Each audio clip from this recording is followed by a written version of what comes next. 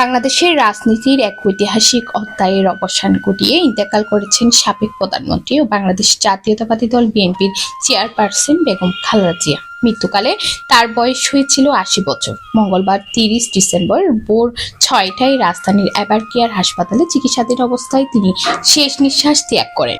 দলীয় সূত্র জানায়, দীর্ঘদিন ধরে বার্ধক্যজনিত নানা জটিলতায় ভুগছিলেন খালেদা জিয়া। কিডনি, হৃদরোগ সহ সাম্প্রতিক সময়ে নিউমোনিয়ায় আক্রান্ত হয়ে তার শারীরিক অবস্থার অবনতি ঘটে। প্রায় ১ মাস ধরে তিনি বিশেষজ্ঞ চিকিৎসকদের তত্ত্বাবধানে হাসপাতালে ভর্তি ছিলেন। তবে শেষ পর্যন্ত সব চিকিৎসা প্রচেষ্টা ব্যর্থ হয়।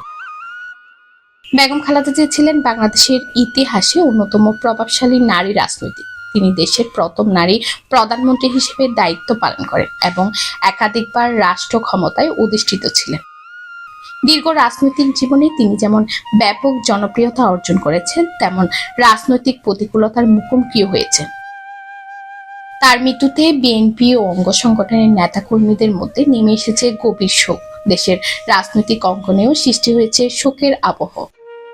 রাজনৈতিক বিশ্লেষকদের মতে, খালেদা জিয়ার প্রয়াণের মধ্য দিয়ে বাংলাদেশের রাজনীতির একটি যুগের পরিসমাপ্তি ঘটল। বেগম খালেদা জিয়ার জানাজা ও দাফনের সময়সূচি দলীয়ভাবে শীঘ্রই ঘোষণা করা হবে বলে জানিয়েছে বিএনপি।